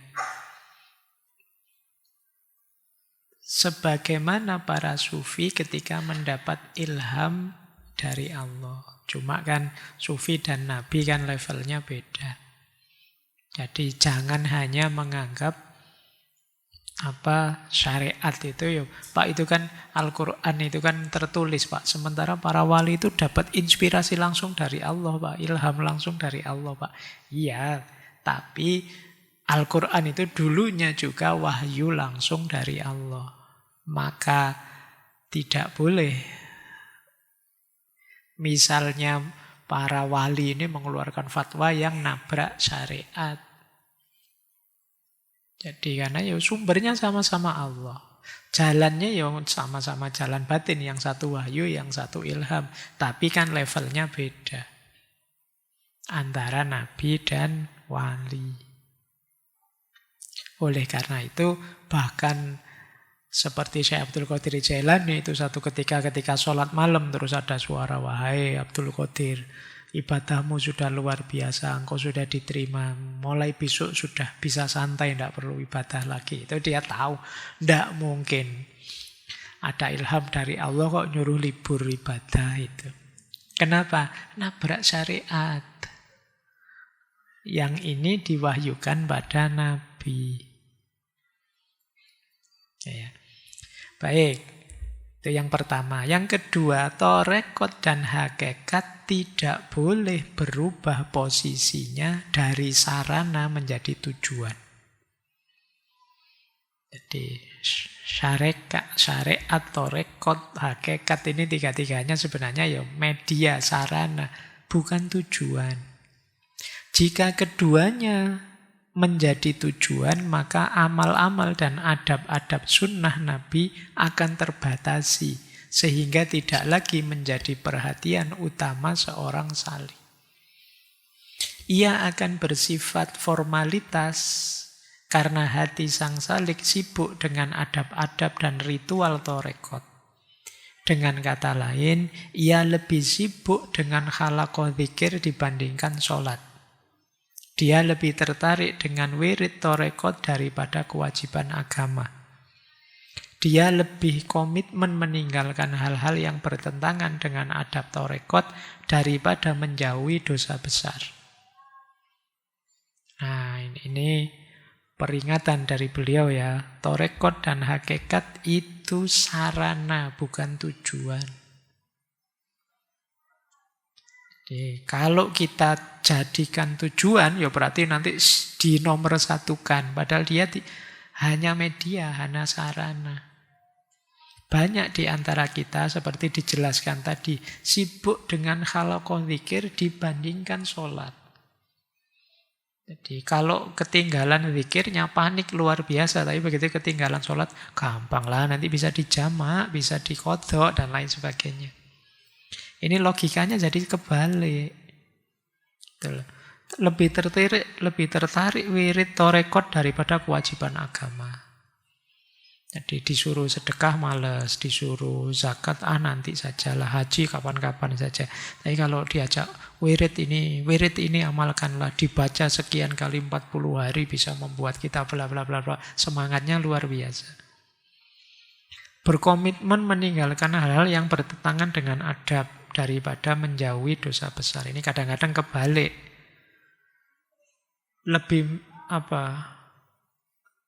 Orang lebih milih korupsi apa cium tangan pada mursyidnya misalnya. Ketika lupa cium tangan pada mursyidnya, paniknya luar biasa. Tapi melakukan korupsi, tenang saja, kebalik.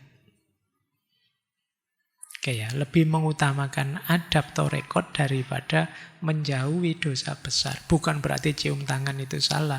Tapi lagi-lagi kita harus sadar mana priority, mana yang lebih prioritas.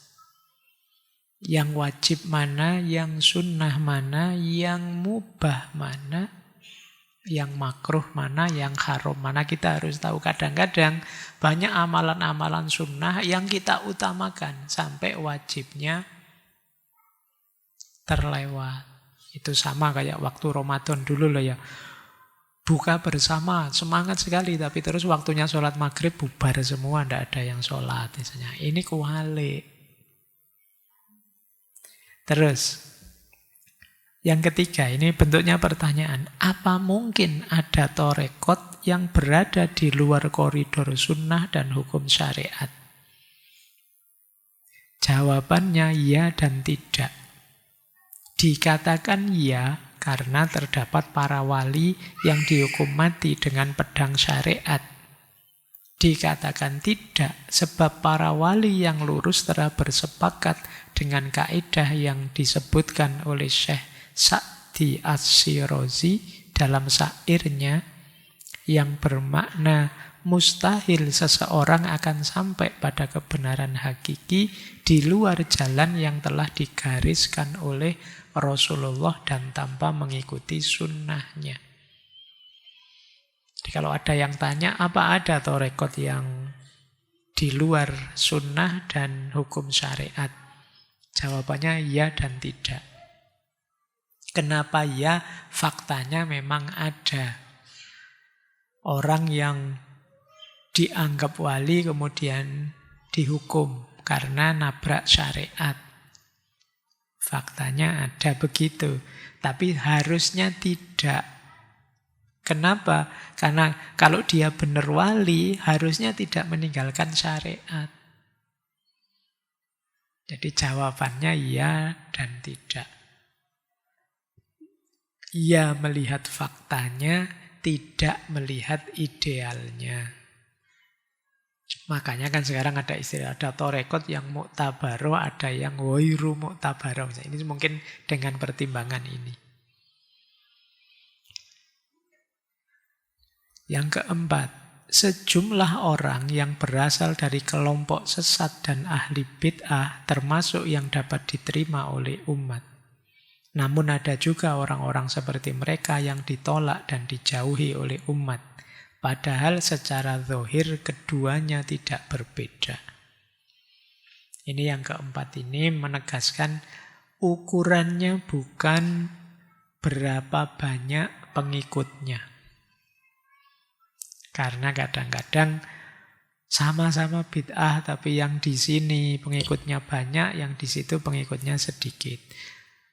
Sama-sama sesatnya sih, tapi kalau di negara ini dianggap lurus-lurus saja. Tapi di negara sana itu dianggap sesat. Maka kita tidak boleh tertipu dengan pengakuan dan penerimaan atau jumlah anggotanya. Ini rumus keempat dari catatan ketujuh. Sekarang ke-8. Catatan ke-8 itu isinya juga 8. Ini sampai jam 12 nanti. Ya. Catatan ke-8 tentang bahayanya tasawuf dan torekot dalam tanda. Jadi ada resikonya, kita harus hati-hati. Bahaya pertama, ketergelinciran yang dialami para salik yang tidak mengikuti sunnah Nabi ialah keyakinannya bahwa tingkat kewalian lebih tinggi daripada kenabian. Hati-hati, saking mengagungkannya terhadap para wali sampai menganggapnya lebih tinggi daripada Nabi. Ini bahaya pertama. Bahaya kedua, sikap sebagian kalangan ekstrim yang lebih memuliakan wali daripada para sahabat Nabi. Bahkan menganggap mereka berada pada derajat yang sama dengan para Nabi. Ini melanjutkan yang pertama ya, tidak hanya dengan Nabi. Tapi kadang-kadang ada yang anggap para wali lebih dari para sahabat Nabi. Ini juga ketergelinciran namanya. Bahaya ketiga, sikap sebagian kalangan torekot yang fanatik, yang menganggap wirid torikotnya lebih utama daripada zikir yang berasal dari Rasulullah. Zikir dan wirid itu sunnah sih. Tapi silahkan saja mau mewiridkan torekot, monggo, tapi tidak boleh nganggap ini lebih utama loh daripada yang dipesankan oleh Rasulullah, zikirnya yang diwariskan oleh Rasulullah. Kalau ini masalah sudah. Itu lanjutan dari menganggap kewalian lebih tinggi daripada kenabian. Yang keempat, sebagian salik berlebihan terhadap torekot dengan menganggap bahwa ilham itu sama dengan wahyu. Ini tadi sedikit sudah saya jelaskan banyak. Ya beda lah levelnya antara wahyu dengan ilham. Karena wahyu yang sudah dikodifikasi dalam Al-Quran itu sudah pakem, sudah paten. Sementara ilham itu subjektif untuk masing-masing sufi, masing-masing wali yang dicintai oleh Allah. Kalau wahyu untuk kita semua. Bahaya kelima, sebagian ahli sufi yang tidak memahami rahasia torekot dalam kedudukannya sebagai sarana, bukan sebagai tujuan, kadang-kadang mereka lebih tertarik pada karomah-karomah dan zauk spiritual. Dianggapnya ukuran benar salahnya itu tergantung karomahnya. Orang ini bisa berjalan di atas air loh, orang ini bisa nebak masa depan loh, kan kita sering ini kita jadikan standar, padahal harusnya bukan itu sih. Kewalian seseorang itu. Bahaya keenam, sebagian salik yang bukan ahli hakikat seringkali terjerumus dalam jurang bahaya dengan menganggap bayangan dari sejumlah tingkat kewalian dan miniaturnya sebagai tingkatan hakiki, universal, dan asli. Ini biasanya yang keenam ini ketertipuan ketika kita mengidentifikasi diri kita ada di level mana. Pak, saya sekarang sudah ada di makom sabar, Pak. Padahal mungkin kita belum sabar beneran. Saya sekarang sudah bisa khawasul khawas kurang sedikit, Pak. Saya ini yang kelima. Jadi mendiagnosis diri levelku ada di mana. Ini kita sering terjerumus. Padahal itu masih ilusi, masih bayangan kita sendiri saja. Sehingga kadang-kadang kita jatuh pada kesombongan.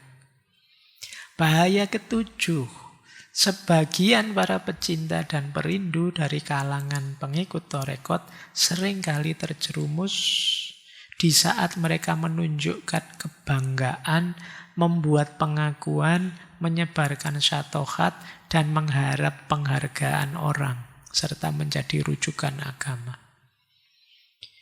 Ini sombong, merasa tinggi, merasa besar, cerita-cerita betapa hebatnya aku, betapa dahsyatnya guruku. Ini di antara ketergelinciran. Bahaya kedelapan, sekelompok pengikut torekot yang tergesa-gesa dan ingin meraih keuntungan pribadi sehingga terjerumus karena ingin mendapat hasil dari kedudukan kewaliannya di dunia, bukan di akhirat. Ingin dihargai, ingin dihormati, ingin diposisikan tinggi. Ini bahaya kedelapan, karena merasa dirinya sudah wali. Ini bahaya kedelapan. Hati-hati, nanti bisa dibaca ulang ya, 8 bahaya ini. Yang ke-9.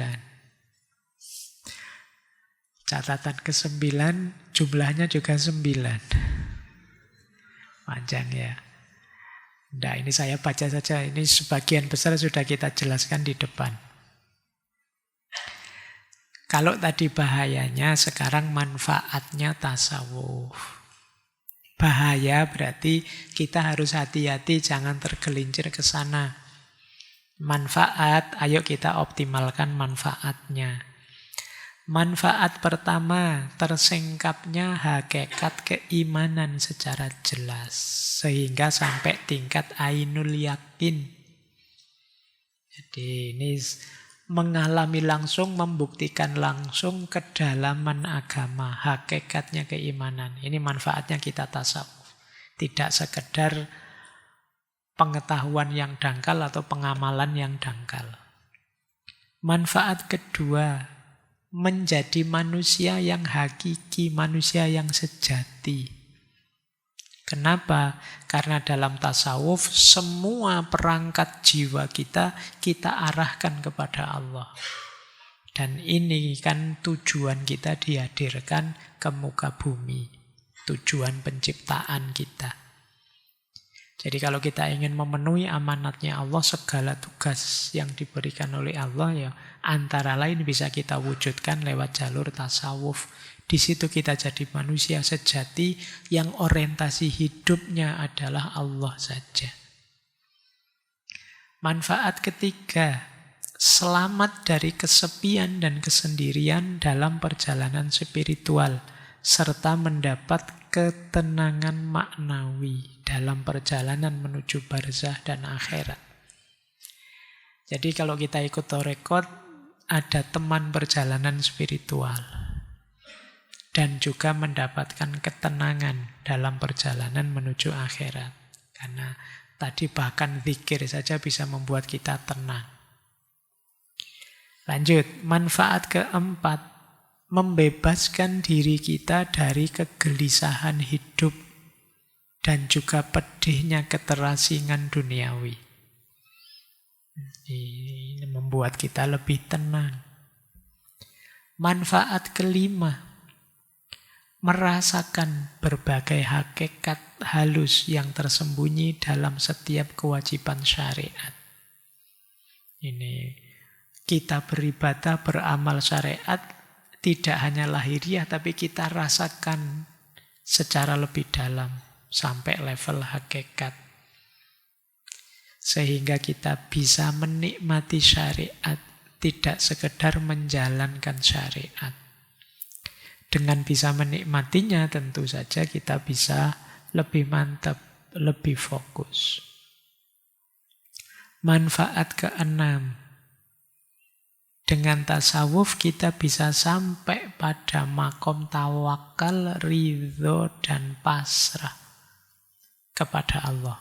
Ini hal yang sulit. Biasanya kita itu dengan akal kita sulit sekali untuk ridho. Kita sering mengeluh, kita sering minta ini, minta itu, serba tidak puas. Tapi tasawuf mengajarkan kita untuk sampai ke makom ridho dan tawakal.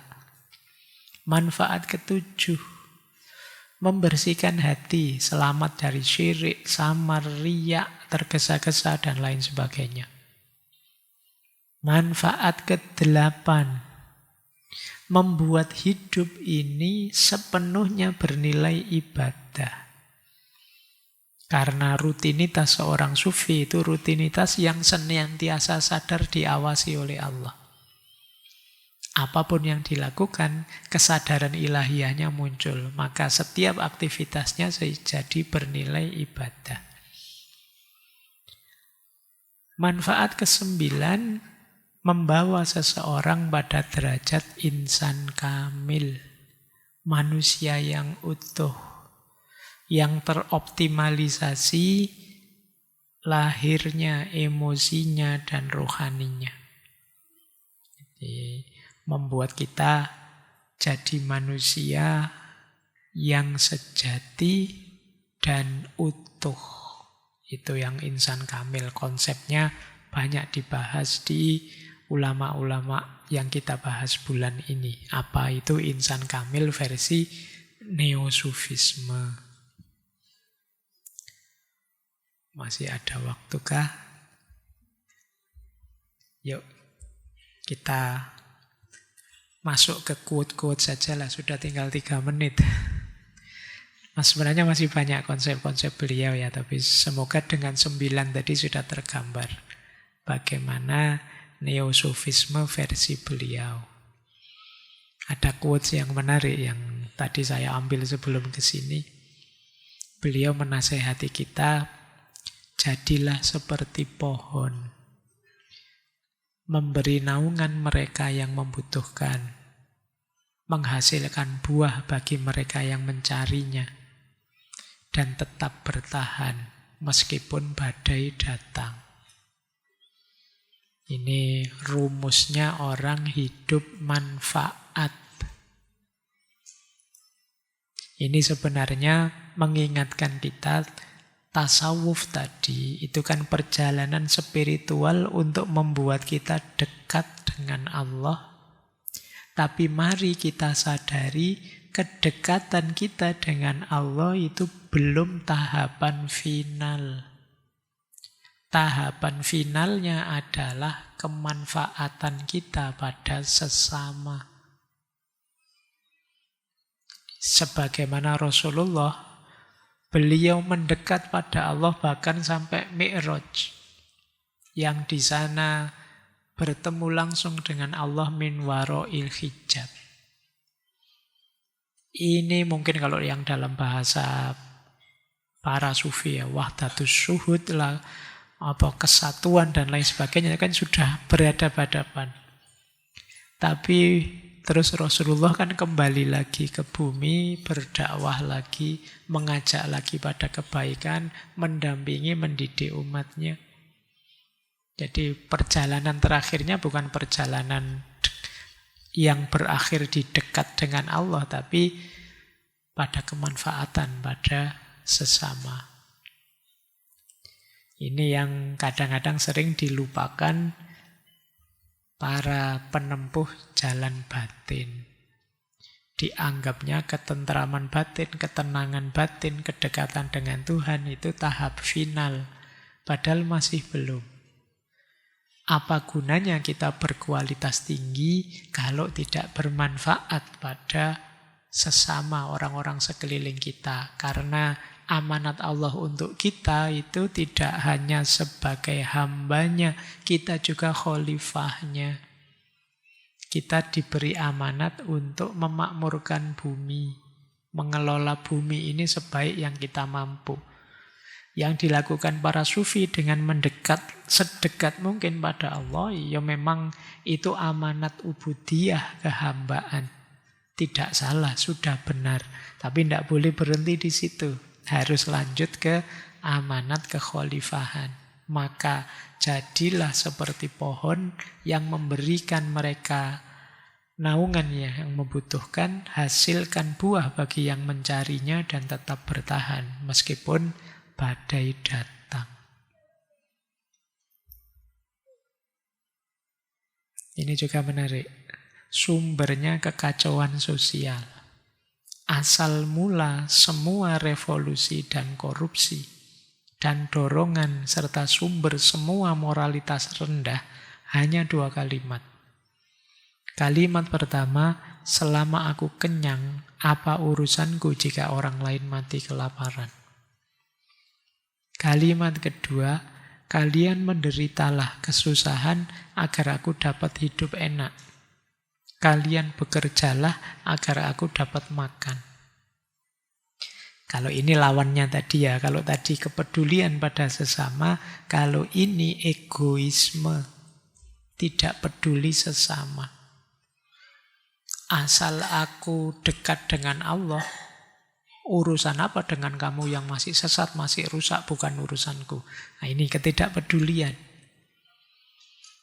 Atau yang kedua, kamu yang kerja, aku yang enak. Kamu yang capek, aku yang dapat enaknya. Ini juga bentuk egoisme. Sudahlah kamu saja yang jadi sufi, yang levelnya tinggi, yang doanya diterima. Nanti kamu tinggal mendoakan aku untuk masuk surga. Kan gitu aja. Nah ini, kamu tidak mau kerja, nyari enaknya saja. Jadi kalau kalimat pertama, aku sudah enak tapi tidak peduli yang lain. Kalau yang kedua, nyari enaknya saja, tidak mau susah. Dua mental ini nanti yang menghancurkan hidup sosial kita. Baik, sudah jam 10. Terakhir, kalau engkau menginginkan musuh, nafsumu sudah cukup. Kalau engkau menginginkan nasihat, kematian sudah cukup. Jadi tidak harus terlalu berpanjang teori. Ngapain kamu nyari musuh kemana-mana? Semua yang tidak suka kamu komentari jelek, kamu serang, kamu kritik. Kalau kamu memang nganggur nyari musuh, ada musuh besarmu yang siap sejak dulu. Nafsumu. Kalau kamu ingin nasihat, kematian sudah cukup. Apa kita tidak sadar bahwa pada akhirnya kita semua akan sampai pada titik kematian itu? Untuk melakukan kebaikan, apalagi yang kita tunggu? Toh kita tidak tahu jatah waktu kita kapan. Apa yang mau kita sombongkan, pada akhirnya kita semua akan dikuburkan di bawah tanah. Apa yang mau kita banggakan? Apa yang mau kita tinggi-tinggikan? Setiap kali ada kematian, semoga jadi pelajaran untuk membuat kita jadi manusia yang lebih baik, lebih sadar, lebih ngerti untuk melakukan kebaikan. Jadi ini boleh jadi pengingat kita ya. Ngapain sih selalu nyari konfrontasi saja, konflik saja dengan yang lain? Mbok yo kita rukun, kerjasama, saling membantu. Kalau memang perlu musuh, ndak usah kemana-mana. Nafsumu sudah cukup. Dan kalau memang ingin nasihat, kematian sudah cukup. Baik, saya kira itu ya untuk malam hari ini. Jadi semoga semakin memperjelas gambaran seperti apa sih sufisme baru atau neosufisme itu.